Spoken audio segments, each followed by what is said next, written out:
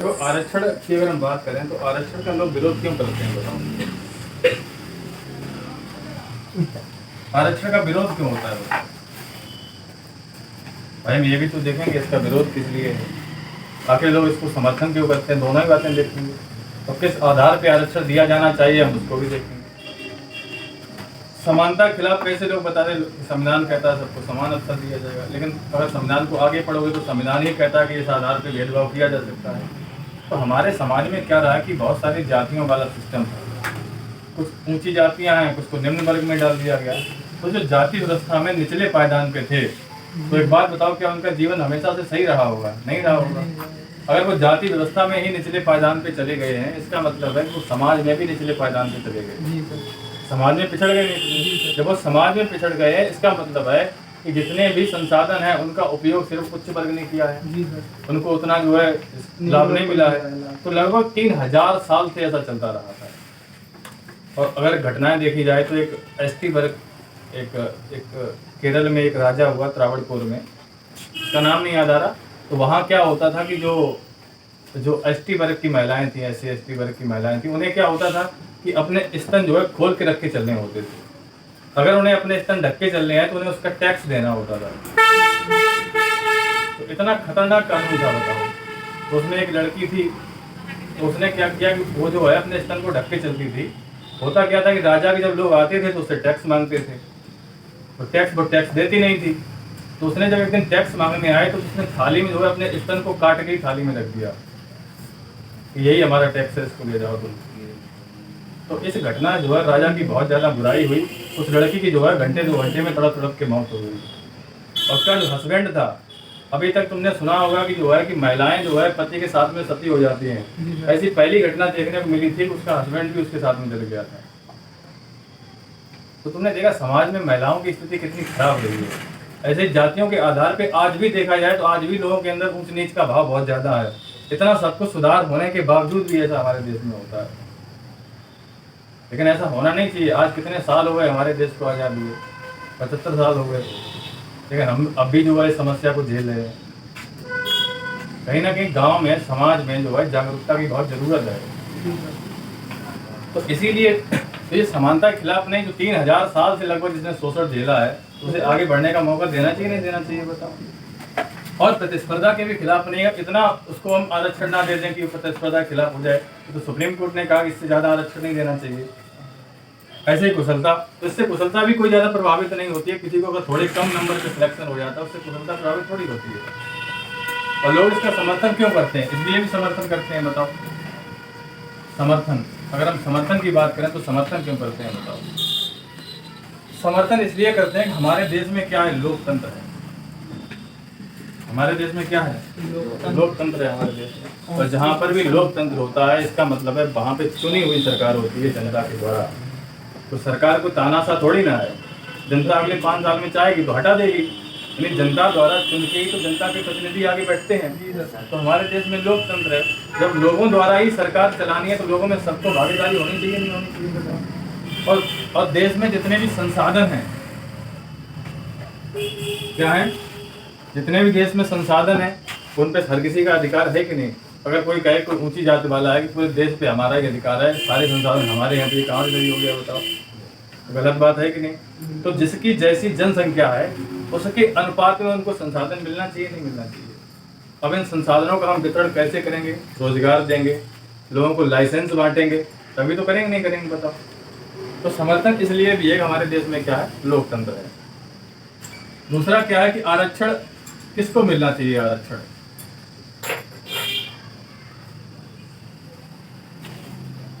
आरक्षण किसको मिलना चाहिए? तो आरक्षण किसको मिलना चाहिए बताओ?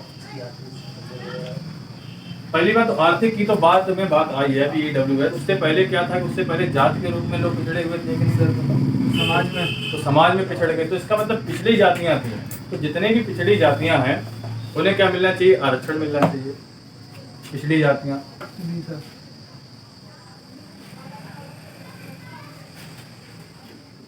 पिछड़ी जातियां, और जो पिछड़ों में भी पिछड़े हैं उन्हें SC ST बोलते हैं। पिछड़ों में भी पिछड़े, उन्हें हम क्या बोलते हैं? SC ST। यानी कि अनुसूचित जाति और अनुसूचित जनजाति बोलते हैं, इनको आरक्षण मिलना चाहिए। भाई हमेशा से पिछड़े रहे तो इनको भी आगे लाना चाहिए, नहीं लाना चाहिए। ये बात बोली। एक तो हमने बताया था कि पिछड़ा वर्ग आयोग बना था, उसमें काका कालेलकर समिति बनी थी, एक बिंदुश्री प्रसाद मंडल आयोग बना, तो उसने रिपोर्ट दी थी कि जो पिछड़ी जातियां हैं यानी जो सामाजिक रूप से पिछड़ गए हैं वही पिछड़ा वर्ग है। बोला था नहीं बोला था। इसके अलावा 1992 में एक इंदिरा साहनी बाद आया। कौन सा बाद आया? इंदिरा साहनी बाद 1992। इंदिरा साहनी बाद आया 1992 में। इसमें भी बोला गया कि जो पिछड़ी जातियां हैं उनको आरक्षण देना चाहिए। तो ये बात यहाँ पर बोली गई है। कितना आरक्षण है बताओ? एससी में अगर देखा जाए कितना परसेंट है? 15% आरक्षण है। ठीक है, एससी कितना आरक्षण मिलता है? 15% मिलता है। और एसटी कितना मिलता है? 7.5% आरक्षण मिलता है। ये जो आरक्षण है एससी और एसटी वाला, ये आरक्षण जो है 1955 से ही मिल रहा था। कब से मिल रहा था? 1955 से ही आरक्षण इनको मिल रहा था। ठीक है, इसके बाद हमने तुम्हें बताया था कि 1990 में बीपी सिंह की सरकार आई, उन्होंने पिछड़ा वर्ग को भी 27% आरक्षण दे दिया। तो उसके बाद अगर हम ओबीसी की बात करें, ओबीसी की बात करें तो ओबीसी को कितना आरक्षण दे दिया? 27% आरक्षण दे दिया। और ये आरक्षण कब से मिलने लगा इनको? 1990 से मिलने लगा। बीपी सिंह की सरकार आई, उन्होंने आरक्षण देना शुरू कर दिया। ठीक है, और इसके बाद क्या हुआ? ईडब्ल्यूएस, इकोनॉमिकल वीकर सेक्शन, इसको कितना आरक्षण है? 10% आरक्षण है। और ये कब से मिलना शुरू हो गया इनको? 2019 से मिलना शुरू हो गया। कौन सा संशोधन हुआ? 103 नंबर का संशोधन हुआ था, संविधान संशोधन हुआ, 10% आरक्षण। अब अगर यहाँ पे देखो टोटल, अगर यहाँ पे जोड़े तो कितना हो रहा है बताओ? यहाँ अगर टोटल जोड़ेंगे 49.5% हो जाएगा। यहाँ पे कितना हो गया? 49.5%। तो हमने तुम्हें बताया कि जो 1992 का इंदिरा साहनी बाद है, इंदिरा साहनी बाद 1992 का क्या है? जो इंदिरा साहनी बाद है। ठीक है, इसमें बोला गया था कि जो आरक्षण है उसकी अधिकतम सीमा कितनी होगी? 50% होगी। अधिकतम सीमा कितनी होगी? 50% होगी। होगी नहीं होगी बताओ? तो यहाँ तक तो आरक्षण उस आधार पे सही था, लेकिन जैसे जब ईडब्ल्यूएस को 10% आरक्षण दे देंगे तो ये कितना हो जाएगा? 59.5% हो जाएगा, नहीं हो जाएगा? यानी अगर यहाँ से टोटल जोड़ेंगे तो ये कितना हो जाएगा? 59.5% हो जाएगा कि नहीं हो जाएगा? अगर 49.5 में अगर हम 10% जोड़ देंगे तो 59.5% हो जाएगा। इसका मतलब है ये इंदिरा साहनी बाद जो 1992 में बोला गया था कि अधिकतम सीमा 50% होगी, तो इसका तो उल्लंघन हो गया। इसीलिए संविधान में संशोधन किया गया और ये कह दिया गया कि अधिकतम सीमा कितनी होगी? 103वां संविधान संशोधन किया गया 2019 में, और ये बोल दिया गया कि अधिकतम सीमा कितनी होगी? 60%। तो कितना आरक्षण मिलता है? 60% आरक्षण मिलता है। ठीक है, कितना समझ में आ गया? एससी कितना मिलता है? 15% मिलता है। एसटी कितना मिलता है? 7.5% मिलता है। ओबीसी को कितना है? 27% आरक्षण है। और ईडब्ल्यूएस को कितना है? 10% आरक्षण है। कुल मिला के लगभग 60% आरक्षण हो जाता है। यानी अगर 100 सीटें निकलेंगी, 100 में से 60 सीटें किसमें चली जाएंगी? आरक्षण में चली जाएंगी। बाकी 40 सीटें जनरल कैटेगरी के थ्रू, जनरल के द्वारा भरी जाएंगी, सामान्य के द्वारा।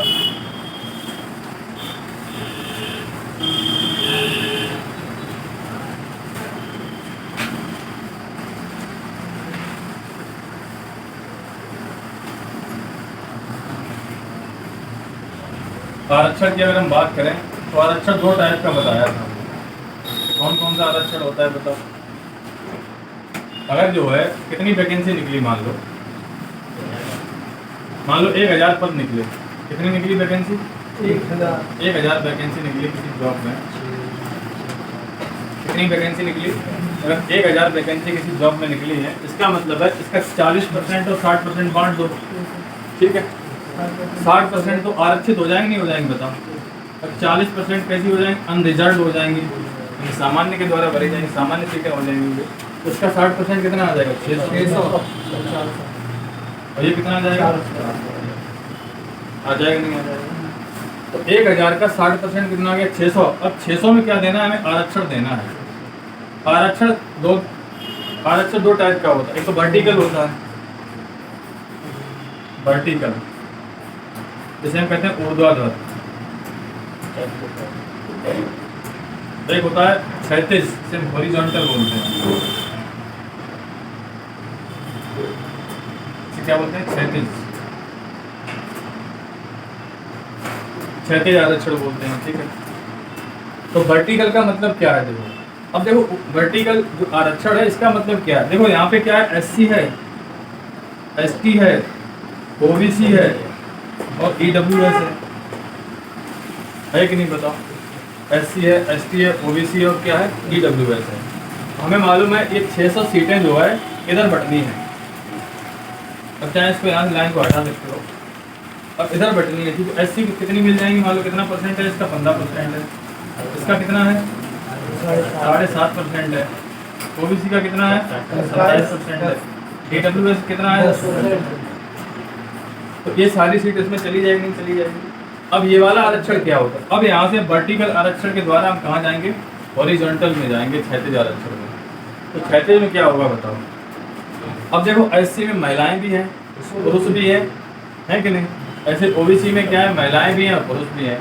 तो इसका मतलब है अगर हम ओबीसी की बात करें, ओबीसी में क्या है? मेल है और फीमेल है कि नहीं बताओ? तो 27% हम इसका निकालेंगे, जितना भी होगा जाके वो वैकेंसी ओबीसी को मिल जाएगी। अब ओबीसी के अंदर जो है किसको आरक्षण मिलेगा? महिलाओं को अलग मिलेगा और पुरुष को अलग मिलेगा। इस टाइप का जो आरक्षण होता है वो कैसा आरक्षण होता है? क्षैतिज आरक्षण होता है। यानी आरक्षण के अंदर जो आरक्षण है वो कैसा आरक्षण है? क्षैतिज आरक्षण है। इतना समझ में आ गया? आरक्षण कैसा है? ये क्षैतिज आरक्षण है। इसके अलावा हम देख लेते हैं प्रोन्नति, प्रोन्नति या पदोन्नति।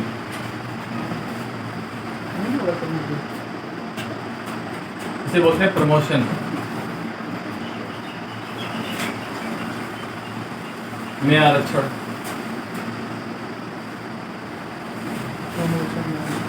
प्रोन्नति, पदोन्नति या फिर प्रमोशन में आरक्षण कैसे मिलता है? अब ये देखो, मान लो कोई क्लर्क का पद है। किसका है? क्लर्क का पद है, ठीक है। क्लर्क के बाद क्या है? मान लो कोई बनता है कैशियर बैंक में, कैशियर बनता है। कैशियर के बाद मान लो बैंक मैनेजर बन जाता है प्रमोशन से, बैंक मैनेजर बन जाता है। क्लर्क बनेगा, कैशियर बनेगा, इसके बाद क्या बन जाएगा? तो यहाँ पे पदोन्नति में बोला गया है कि जो हमारा एससी और एसटी है, क्या है? एससी और एसटी है, उसको इस पदोन्नति में भी आरक्षण मिलेगा। समझ में आया? क्यों मिलेगा? उसका तर्क ये है कि मान लो कि किसी नौकरी को लगने की उम्र जो है 22 साल से स्टार्ट होती है, तो जनरल वाले हमेशा से आगे रहे हैं। अगर देखा जाए तो पहले से, अगर देखा जाए तो हमेशा से ही आगे रहे, ठीक है। तो होगा क्या? हो सकता है ये 22 साल की उम्र में ही आगे सिलेक्शन ले ले, ठीक है।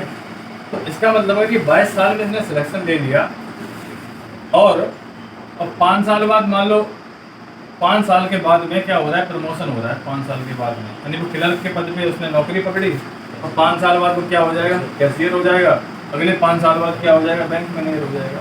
और एससी एसटी वाला जो मान लो है वो 22 पे तो सिलेक्शन लेना मुश्किल बात है उसके लिए।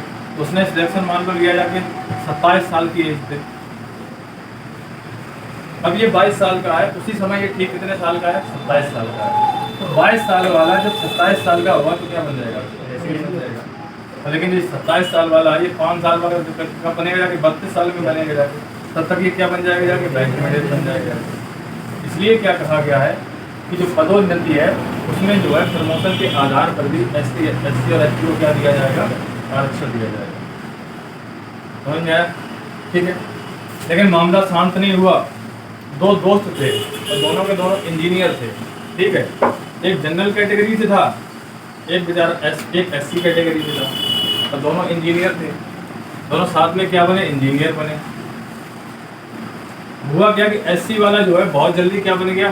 चीफ इंजीनियर बन गया ये, और ये वाला क्या रहा? बेचारा इंजीनियर ही रहा, जनरल वाला। तो क्या हुआ कि मामला कोर्ट में चला गया फिर से। जब मामला कोर्ट में चला गया तो यही वाला केस है 1992 वाला। 1992 में कौन सा केस है? इंदिरा साहनीवाल।